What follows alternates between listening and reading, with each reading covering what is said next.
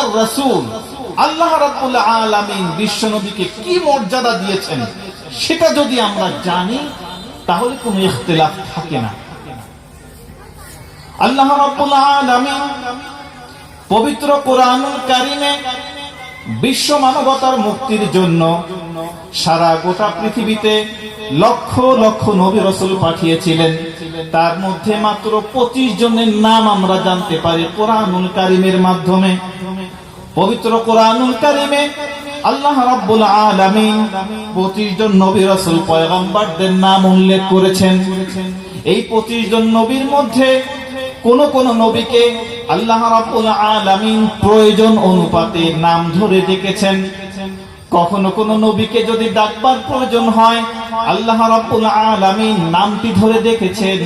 কিন্তু আমার যিনি নবী, আপনার যিনি নবী, বিশ্ব মানবতার মুক্তির দূত, আখির জামানার পয়গম্বর, নবীর সিলসিলার যিনি সভাপতি, নবুয়তের এই সিলসিলা আল্লাহ রাব্বুল আলামিন যে মানুষটির মাধ্যমে সমাপ্তি টানলেন, বিশ্ব নবী মুহাম্মদুর রাসূলুল্লাহ সাল্লাল্লাহু আলাইহি ওয়াসাল্লামকে আল্লাহ রাব্বুল আলামিন এত মর্যাদা দিয়েছেন, এত গুরুত্ব দিয়েছেন।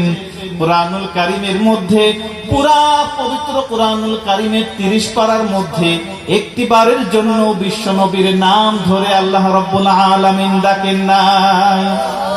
আল্লাহ রাব্বুল আলামিন এই পৃথিবীর আদি পিতা হযরতে আদম আলাইহিস সালামকে ডাকবার প্রয়োজন বোধ করলেন। তিনি ডাকলেন, ওয়া ইয়া আদামুসকুন আনতা ওয়া যাওজুকাল জান্নাহ। ও আদম, তুমি এবং তোমার স্ত্রী জান্নাতের মধ্যে বসবাস করো, যেখানে খুশি সেখানে যাও, যা খুশি তাই খাও। ওয়ালা তাকরাবা হাদিহিস শাজারাতা, কিন্তু এই গাছের নিকটবর্তী হয়ো না। আল্লাহ রাব্বুল আলামিন সূরাতুল বাকারা 1 নম্বর পারা 5 নম্বর পৃষ্ঠা 10 নম্বর লাইনে 35 নম্বর আয়াতে আদম আলাইহিস সালামের নাম ধরে ডেকেছেন। আবার মুসলিম মিল্লাতের পিতা, মুসলিম জাতির পিতা হযরতে ইব্রাহিম আলাইহিস সালামকে আল্লাহ রাব্বুল আলামিন ডাকবার প্রয়োজন বোধ করলেন। তিনি নামটি ধরে ডাকলেন। আল্লাহ রাব্বুল আলামিন বলেছেন, ওয়া নাদাইনাহু আইয়া ইব্রাহিম قد صدقت الرؤيا إنا كذلك نجزي المحسنين। সূরাতুস সাফফাত 23 নম্বর পারা 8 নম্বর পৃষ্ঠা 13 নম্বর লাইনের 104 নম্বর আয়াতে আল্লাহ রাব্বুল আলামিন বলছেন, ও হে ইব্রাহিম, তুমি স্বপ্নে দেখেছিলে আমি আল্লাহর সন্তুষ্টি অর্জনের উদ্দেশ্যে তোমার সন্তানকে জবেহ করছো, কুরবানি দিচ্ছ। তোমার স্বপ্নে দেখা এই কাজটি তুমি বাস্তবেও তাই করলে। তোমার ইসমাইল পুত্রকে তুমি নিজে জবেহ করলে, তুমি তাকে কোরবানি দিলে। আমি আল্লাহ রাব্বুল আলামিনের অন্তর এতটা নিষ্ঠুর নয়, আমার দয়ার সাগরে ঢেউ খেলে গেল। তুমি ইব্রাহিম যখন তোমার সন্তানকে কোরবানি দিতে উদ্যত হলে, তুমি ইব্রাহিমের অন্তর দিলটা আমার পছন্দ হয়ে গেল। তোমার ছেলে, তোমার পুত্র ইসমাইলের দিলটাও আমার পছন্দ হয়ে গেল। আমি আল্লাহ রাব্বুল আলামিন আসমান থেকে জান্নাতি একটি দুম্বা সেখানে পাঠিয়ে দিলাম। ওয়াফাদাইনাহু বিযিবহিন আযীম, জান্নাতি একটি দুম্বা তোমার পুত্র ইসমাইলকে সরিয়ে দিয়ে তোমার সুলির তলে দিয়ে দিলাম, কোরবানি হয়ে গেল।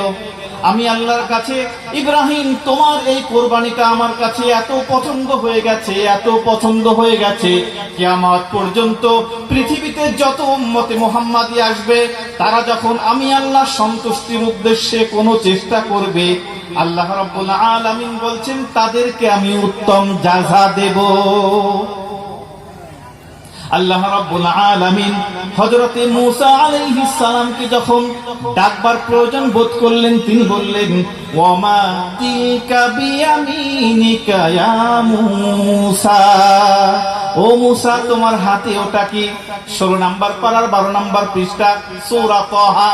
আল্লাহ রাব্বুল আলামিন এভাবে যত নবী পৃথিবীতে এসেছেন ডাকবার প্রয়োজন বোধ করেছেন, নামটি ধরে ডেকেছেন। কিন্তু আমার নবী, আপনার নবী, বিশ্ব নবী মুহাম্মদুর রাসূলুল্লাহ সাল্লাল্লাহু আলাইহি ওয়াসাল্লামকে গোটা কোরআন শরীফের 30টা পারার মধ্যে একটি বারের জন্য তিনি ডাকলেন না, নাম ধরে কখনো তিনি বিশ্ব নবীকে ডাকেন নাই। এত বড় ইজ্জত দিয়েছেন আল্লাহ। এই ইজ্জতটা কে দিচ্ছেন? আল্লাহ রাব্বুল আলামিন দিচ্ছেন। যখনই তাকে ডাকবার প্রয়োজন হয়েছে, তাকে কোনো উপনামে, কোনো বিশেষণে বিভূষিত করে ডেকেছেন, বিশেষণে বিশেষায়িত করে ডেকেছেন। বিশ্বনবী মুহাম্মদুর রাসূলুল্লাহ সাল্লাল্লাহু আলাইহি ওয়াসাল্লাম রাতের বেলা নামাজ পড়ছিলেন, তার পা ফুলে গেল। নবুয়ত প্রাপ্তির পরে অনেক রাত জেগে তিনি নামাজ পড়ছিলেন। নামাজ পড়তে পড়তে তার পায়ের গোড়ালি ফুলে গেল। আল্লাহর কাছে এটা খারাপ লাগলো।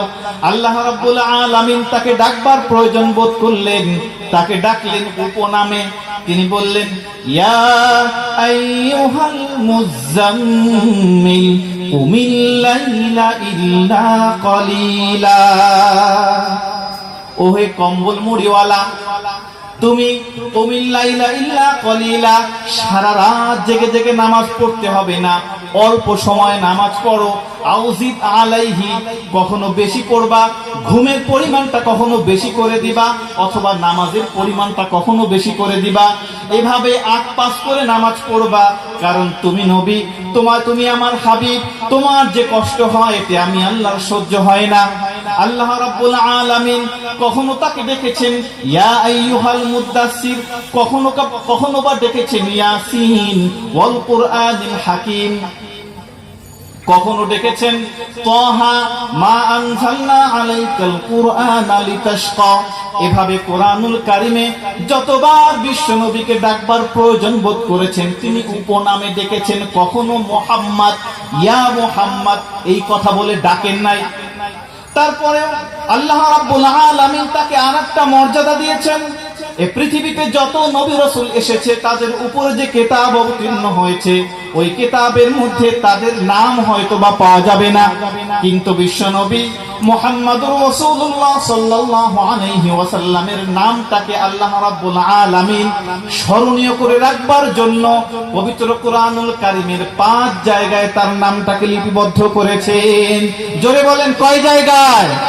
5 জায়গায় আল্লাহ রাব্বুল আলামিন বিশ্ব নবীর নামটাকে উল্লেখ করেছেন। 4 জায়গায় বলেছেন মুহাম্মদ, 1 জায়গায় বলেছেন আহাম্মদ। এভাবে সর্বপ্রথম বলেছেন 4 নাম্বার পারা ওমা মুহাম্মাদুন ইল্লা রাসূল কদ খালাত মিন ক্বাবলিহির রাসূল। তারপরে বলেছেন সূরাতুল আহজাব 22 নাম্বার পারা মা কানা মুহাম্মাদুন আবা আহাদিম মির রিজালিকুম ওয়ালাকিন রাসূলুল্লাহি ওয়া খাতামান নাবিয়্যিন। এরপরে বলেছেন সূরা মুহাম্মদ 26 নাম্বার পারা 6 নাম্বার পৃষ্ঠার একদম প্রথম লাইন ওয়াল্লাযীনা আমানু মাহু আশিদ্দা ওয়াল্লাযীনা আমানু ওয়া আমিলুস সালিহাতি ওয়া আমানু বিমা নুজিলা আলা মুহাম্মদ ওয়া হুয়াল হাক্কু মির রাব্বিহিম। আল্লাহ রাব্বুল আলামিন পবিত্র কোরআনুল কারীমের সূরাতুল ফাতহ 26 নাম্বার পারা 14 নাম্বার পৃষ্ঠায় বিশ্বনবীর মুহাম্মদ নামটি সর্বশেষ ভাবে বললেন। তিনি বললেন মুহাম্মাদুর রাসূলুল্লাহ। আর 28 নাম্বার পারা সূরাতুস সফফি 11 নাম্বার পৃষ্ঠায় আল্লাহ রাব্বুল আলামিন আহমদ শব্দটি বললেন ইয়াতি মিন বাদ ইসমুহু আহমদ। এভাবে পবিত্র কোরআনুল কারীমে 5 জায়গায় আল্লাহ রাব্বুল আলামিন বিশ্বনবীর নামটিকে উল্লেখ করেছেন, যেন করুন দ্বীন বিদ্বেষী, ইসলাম বিদ্বেষী কখনো কিয়ামত পর্যন্ত বিশ্বনবীর ব্যাপারে যেন বলতে না পারে যে মুহাম্মদুর রাসূলুল্লাহ সাল্লাল্লাহু আলাইহি ওয়াসাল্লামের উপরে যে এই কোরআন অবতীর্ণ হয়েছে তার প্রমাণ কি। এই প্রমাণ দেওয়ার জন্য আল্লাহ রাব্বুল আলামিন তার নামকে পবিত্র কোরআনুল কারীমে ইনক্লুড করে স্মরণীয় করেছেন। এভাবে বিশ্বনবীর সম্মান, ইজ্জত আল্লাহ নিজে দিয়েছেন। আপনি আমি যদি বিশ্বনবীকে সম্মান দিতে নাও জানি, আল্লাহ রাব্বুল আলামিন দিয়েছেন। বিশ্বনবীর প্রতি দুরূদ পড়া একসময় এতটা অঞ্চলে ছিল, আমরা দুরূদ পড়তাম। সেদিন এখানে এক লোক বলল যে আমরা যখন যুবক ছিলাম এই এলাকায় যোগীহাটি, দিয়ারা, সোলপুর কোন এলাকায় গান বাজনা বাজতো না, তখন সকালবেলায় মিলাদ পড়া হতো, দুরূদ পড়া হতো। আর এখন গান বাজনা হয়। এমনকি তিনি বললেন এই নদী দিয়ে যদি কোনো ট্রলার যায় তাতে গান বাজে, যুবকেরা নাকি ইট মারত। আর এখন এই দুরুদ আমাদের মধ্যে নাই বিধায় আজকে এখানে ওখানে গান বাজে। সকালবেলা দোকানগুলো শুরু করা হয় গান দিয়ে। আল্লাহ রাব্বুল আলামিন আমাদের সকলকে আবারও সেই দুরুদের প্রতি মহব্বত, ভালোবাসা, ইজ্জত এগুলো বাড়িয়ে দিক, আমাদের সকলের অন্তরকে রাসূলের প্রতি ভালোবাসায় মগ্ন করে দিক। সবাই বলি আমিন। আসলে রাসূল সাল্লাল্লাহু আলাইহি ওয়াসাল্লাম সম্পর্কে কথা বলতে গেলে অনেক সময় প্রয়োজন। মাত্র 30 মিনিট সময় পেয়েছি, তার মধ্যে যতটুকু সম্ভব হলো বললাম। এখন যেহেতু সালাতুল ইশার আজান হবে, আমাদের অনেকেরই ওযু নাই।